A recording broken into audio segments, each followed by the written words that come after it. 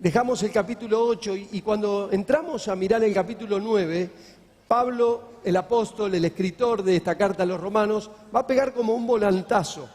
Y durante el capítulo 9, el capítulo 10 y el capítulo 11 se va a dedicar a mirar la grandeza de Dios. Nos va a hablar de eso, nos va a hablar de su sabiduría, de su justicia, nos va a hablar del pueblo de Israel y nos va a hablar de los gentiles. Y quiero que lo miremos, y en esta lección vamos a mirar en un pantallazo este capítulo 9, que nos va a ampliar un poquito sobre la naturaleza de Dios, sobre especialmente un aspecto de su naturaleza, que es su soberanía. Dios es soberano. Vamos a mirar esta grandeza de Dios. Desde esta mirada, el capítulo 9 nos dice, hay uno que está por encima de todo. Él es el soberano. Pero no solamente soberano, sino también que es un juez que juzga, y usted y yo debemos tener tranquilidad en cuanto a la soberanía y a la justicia divina. Porque el juez de toda justicia va a hacer lo que es justo. Algunos tienen temor sobre este aspecto y dicen, ay, pero ¿sucederá lo que debe suceder? ¿Será hecho lo que debe ser hecho? Mire, nada se va a escapar de la justicia divina. Y ningún acto, ninguna cosa estará fuera de lo correcto, de lo que debiera suceder. Especialmente estamos hablando lo concerniente a la salvación eterna. Cuando Pablo hace toda esta mirada, llega un momento de exaltación, ahí en Romanos 11:33, y donde él concluye, uy, qué insondables son tus caminos, qué difícil es entenderte, Dios, cuán grande es que frente al Dios que hizo los cielos y la tierra, usted y yo debemos mirarlo con toda humildad, sabiendo que nuestro entendimiento siempre será muy escaso para abarcar el conocimiento de un Dios eterno. Así que en ese cuidado, con esa delicadeza, nos vamos a meter en el primer versículo del capítulo 9 de Romanos y vamos a mirar hasta el versículo 5. Dice, verdad digo en Cristo, no miento, y mi conciencia me da testimonio en el Espíritu Santo, que tengo gran tristeza y continuo dolor en mi corazón, porque desearía yo mismo ser anatema, separado de Cristo, por amor a mis hermanos, los que son mis parientes según la carne, que son israelitas, de los cuales son la adopción, la gloria, el pacto, la promulgación de la ley, el culto y las promesas, de quien son los patriarcas y de los cuales, según la carne, vino Cristo, el cual es Dios. Hay algunos que dudan sobre la deidad de Cristo, ¿no? Lo leo de nuevo. Según la carne vino Cristo, el cual es Dios sobre todas las cosas. Bendito por los siglos. Amén. Pablo, venía hablándonos de la justificación, de la paz que Dios produce, de la lucha que tenemos con la carne, pero que la victoria que tenemos en el Espíritu. Pero ahora va a ocuparse de otro tema totalmente distinto, pero que tiene que ver con lo mismo, de su profundo dolor por sus paisanos, los israelitas. ¿Por qué le duele a Pablo, el apóstol, el pueblo de Israel? Le duele fundamentalmente porque, como dice Juan 1:11, Cristo Jesús vino a los suyos, pero los suyos, el pueblo de los cuales, según la carne, llegó el pueblo de Israel, de cuáles son la adopción, la gloria, el pacto, la promulgación de la ley, el culto y las promesas, de quienes vinieron los patriarcas, de ellos que tenían todo, que habían recibido todo, cuando llega la promesa del Mesías, a los suyos vino y los suyos no le recibieron. Y Pablo expresa con mucho dolor, dice que él tiene una tristeza y un dolor continuo en su corazón por esta realidad. Realidad que hoy persiste a partir de 21 siglos de la llegada del Señor Jesús. Y Pablo dice, ¿con qué dolor? Porque teniendo ellos, y describe, y la lección nos explica un poco por qué dice que el pueblo de Israel es la adopción, porque Dios lo adopta para manifestar en él su gloria.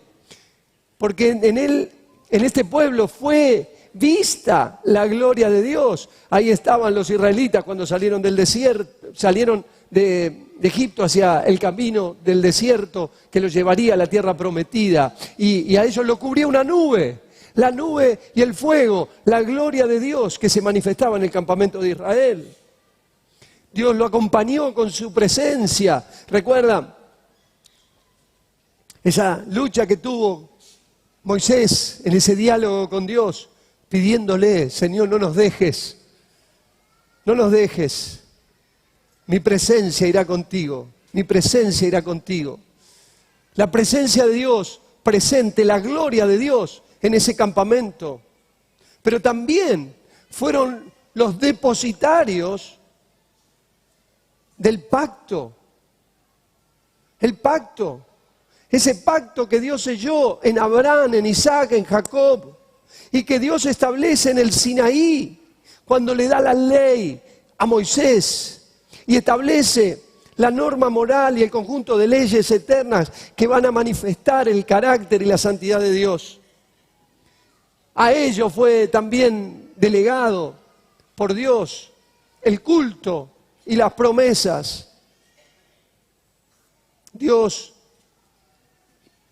le da a este pueblo semejantes bendiciones y le duele en el corazón. Y Pablo cargó con este dolor a lo largo de toda su vida, porque este pueblo le dio la espalda al Mesías, al Salvador. Pero ahora explica, y ahora después de decir el dolor por el rechazo de Israel a Jesucristo, ahora en el versículo 6 dice, no que la palabra de Dios haya fallado, porque para ellos había llegado, primeramente para ellos, porque no todos los que descienden de Israel son israelitas. Ahora empieza a explicar. Ni por ser descendientes de Abraham son todos hijos, sino que en Isaac te será llamada descendencia. Versículo 8. Esto es, no los que son hijos según la carne son los hijos de Dios, sino que los que son hijos según las promesas son contados como descendientes. Porque la palabra de la promesa es esta: por este tiempo vendré y Sara tendrá un hijo. Y no solo esto, sino también cuando Rebeca concibió y dio uno de Isaac nuestro padre, pues aún no habían nacido, ni habían hecho aún ni bien ni mal, para que el propósito de Dios conforme a la elección permaneciese, no por las obras, sino por el que llama, se le dijo, el mayor servirá al menor. Como está escrito, a Jacob amé, mas a Esaú aborrecí. Y Pablo se mete con un tema muy importante, pero muy importante, que tiene que ver con qué te hace un hijo de Dios, qué te transforma verdaderamente en un hijo de Dios. Y dice, la descendencia según la carne no te hace un hijo de Dios. Por eso la lección te va a poner este ejemplo, que vos hayas nacido en un taller no te va a transformar en un auto automáticamente, ¿verdad? La elección de Dios no se basa en las descendencias físicas, sino en el llamado y en el plan y en el propósito que Dios tiene con los hombres. Y ese plan y ese propósito que Dios tiene en los hombres es que crean. Y es maravilloso ver cómo Hebreos, ahí en el capítulo 11, levanta el estandarte de la fe y explica cómo estos grandes descendientes son descendientes de Abraham, pero no meramente según la carne, sino ahí explica quiénes son los verdaderos descendientes. Son los descendientes según la fe, los que han creído. Porque la elección de Dios por el hombre no está vinculada ni a la descendencia sanguínea, ni tampoco está vinculada a los méritos humanos, sino a su gracia y a su voluntad, que solo se pueden recibir por medio de la fe. Por eso no todo el que me dice Señor, Señor, entrará en el reino de los cielos, sino el que hace la voluntad de mi Padre que está en los cielos. ¿Y cuál es la voluntad del Padre que está en los cielos? Me preguntaría, no todo el que me dice Señor, Señor, entrará en el reino de los cielos, sino el que hace la voluntad del Padre. Ese es un hijo de Dios. ¿Y cuál es la voluntad del Padre? Bueno, el Señor Jesús lo explica. La voluntad del Padre es que crean en el Hijo. Es que crean en el Hijo de Dios, es que crean en Jesucristo. Esa es la voluntad de Dios. Y cuando alguien cree, cuando alguien se entrega por la fe a la gracia de Dios, recibe vida eterna. Por eso, delante de cada uno de nosotros está la elección de recibir o rechazar a Cristo. Yo suelo corregir a algunos que me dicen, especialmente a los jóvenes, cuando tienen interés en hablar conmigo porque están a punto de ponerse de novio. Cuando te dicen que están a punto de ponerse de novio es porque hace 2 años que están... Suele pasar, no hablemos de generalidades, pero en el 99,9%, pastor, quiero ponerme de novio con fulanita. Y entonces la pregunta que yo suelo decir es, bueno, ¿y esa con el que te vas a poner de novio? ¿Está en Cristo, es del Señor? La respuesta siempre es automática. Sí, viene a la iglesia, viene de chiquita, su papá lo trajeron, su papá es coordinador, es pastor. Esas son las cartas de referencia. Pero escúcheme, que usted venga aquí, que su papá sea fulanito, menganita, sultanito, ¿no te hace un hijo de Dios? Eso es lo que terminaron creyendo los israelitas, que porque eran descendientes según la carne de Abraham, entonces yo ya estaba. No todo el que me diga Señor, Señor entrará en el reino de los cielos, sino el que hace. ¿Quién es el que hace la voluntad de Dios? El que cree. El que cree en el Hijo de Dios, en el que cree en el que fue a la cruz, derramó su sangre, fue a la tumba y al tercer día resucitó. El que cree que esa obra es suficiente, total y plena para darnos vida y salvación eterna. Delante tuyo está la elección. No me digas que venís hace mucho tiempo. Contame cuánto has creído, si tu fe está firme, si te has entregado al Señor de verdad, si está esa fe dando testimonio en tu vida de que sos un hijo de Dios. ¿Ya tomaste esa decisión? Mira que cuando estés delante del trono de la gracia, no vas a poder esgrimir. Yo iba todos los domingos a la reunión. Yo me aguantaba al pastor hasta que terminaba. No. Si has creído en la sangre de Jesús, si le has aceptado y has nacido de nuevo, te hace un hijo de Dios. Vamos, no tengo tiempo. Versículo 14, por favor. ¿Qué pues diremos? ¿Que hay injusticia en Dios?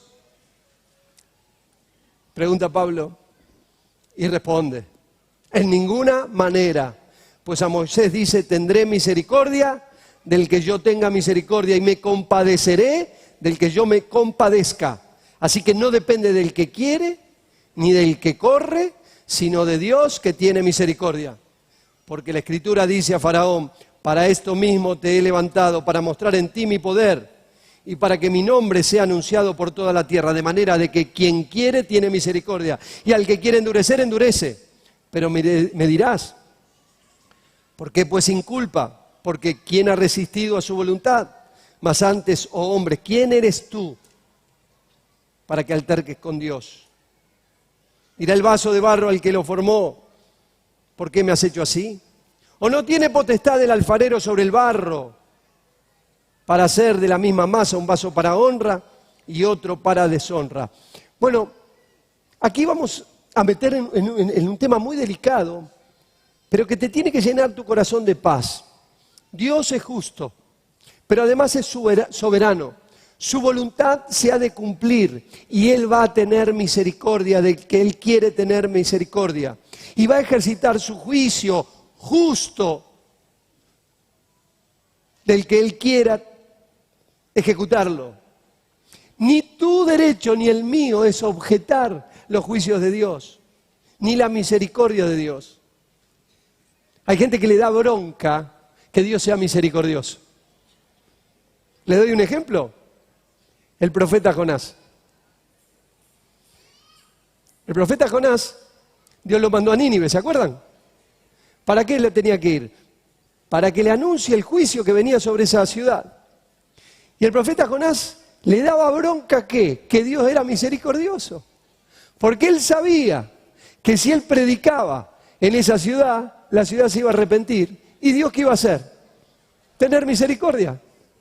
Y hay gente que le molesta que haya malos, perversos, que Dios los toque y sean recuperados para vida nueva. Y no lo puede creer, le fastidia. Como también hay algunos que dicen, uy, ¿cómo pudo pasar que haya venido semejante juicio? Dios es soberano, pero Dios es justo. Dios va a cumplir su voluntad mostrando misericordia y estableciendo juicio. No es un tema nuestro. No tiene que ver con nosotros. Yo haré pasar todo mi bien, le dijo el Señor, ahí en Éxodo capítulo 33, delante de tu rostro, y proclamaré el nombre de Jehová delante de ti, y tendré misericordia del que tendré misericordia, y seré clemente para con el que seré clemente. Dice, yo sé lo que hago. No me vas a explicar vos a mí, le dice al hombre, cómo tengo que hacer las cosas. Dios elige en su soberana decisión tener misericordia bajo los términos que Él mismo ha fijado. No es una prerrogativa humana decidir quién debiera ser salvo y quién no. ¿Con qué criterio Dios debiera salvar a la gente? Hay hombres que se le ocurre tener criterios propios de cómo va a ser la salvación. Y que no, y que Dios debiera tener entonces finalmente de todos misericordia. O tendría que condenar a todos. Es su elección soberana tener misericordia bajo los criterios que Él ha establecido, tener misericordia. Él ha fijado los términos de la fe y del arrepentimiento para que esa misericordia sea aplicada a la vida del hombre. En su elección soberana, la justicia de Dios es perfecta y eso tiene que ser nuestra paz. Que Dios va a hacer lo que corresponde. Después dice el versículo 22 al 29, ¿y qué si Dios, queriendo mostrar su ira y hacer notorio su poder, soportó con mucha paciencia los vasos de ira preparados para destrucción y para hacer notorias las riquezas de su gloria, la mostró para con los vasos de misericordia que Él preparó de antemano para gloria, a los cuales también ha llamado, esto es a nosotros, no solo a los judíos, sino también a los gentiles, como también en Oseas dice, llamaré pueblo mío al que no era mi pueblo, y a la no amada, amada, y en lugar donde se le dijo, vosotros no sois pueblo mío, allí serán llamados hijos del Dios viviente. También Isaías clama, tocante a Israel, si fuera el número de los hijos de Israel como la arena del mar, tan solo el remanente será salvo, porque el Señor ejecutará su sentencia sobre la tierra en justicia y con prontitud. Y como antes dijo Isaías, si el Señor de los ejércitos no nos hubiera dejado descendencia, como Sodoma habríamos venido a ser, y a Gomorra seríamos semejantes. Desde la caída del hombre en el Edén, usted y yo y todos los hombres hemos perdido cualquier derecho a queja o a discusión con un Dios soberano. Cualquier cosa que recibamos aparte de la condenación ya es misericordia. Por cuanto todos pecamos, estamos separados de la gloria de Dios. Y la paga del pecado, ¿qué es? La muerte. todo lo que el hombre tiene aparte de la muerte y de la condenación es misericordia. En el ejemplo de Faraón que plantea aquí, se ve claramente como Dios le dio por lo menos 10 oportunidades, seguramente más, pero por lo menos se ven 10 oportunidades de arrepentimiento. La Nueva Traducción Viviente dice, de la misma manera, el versículo 22, aunque Dios tiene el derecho de mostrar su enojo y su poder, Él es muy paciente con aquellos que son objetos de su enojo, los que están destinados para destrucción. Lo hace para que las riquezas de su gloria brillen con mucha más intensidad sobre aquellos a quienes le tiene misericordia, los que preparó de antemano para gloria. Y nosotros estamos, ¿quiénes? Nosotros estamos entre los que Él eligió, ya sea del grupo de los judíos o de los gentiles. Dios no alienta a nadie a pecar. Él es soberano, Él es justo.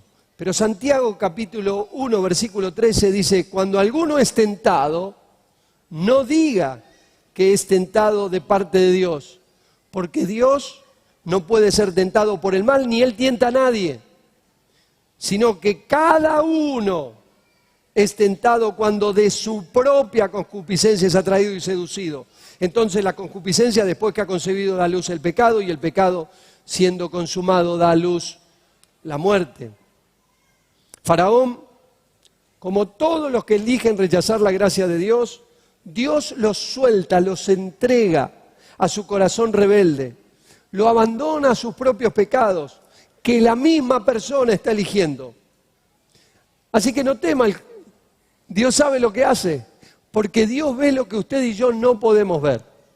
Dios ve algo que va más allá de nuestros ojos. Dios ve el corazón del hombre y te conoce desde antes de la fundación del mundo. Y desde antes de la fundación del mundo ya te eligió. ¿Para qué te eligió? Para salvarte. Ya te eligió para liberarte. Ya vio tu corazón, ya conoce tu intención. Aunque mucho tiempo estuviste lejos de Él, Dios sabía de antemano que un día tu corazón se volvería a Él en arrepentimiento, en fe, para recibir misericordia, porque Dios tiene misericordia del que quiere tener misericordia. Pablo cita ahora al profeta Oseas en el versículo 25 y 26 para referirse a la misericordia que Dios tiene por los que no son judíos, pero también,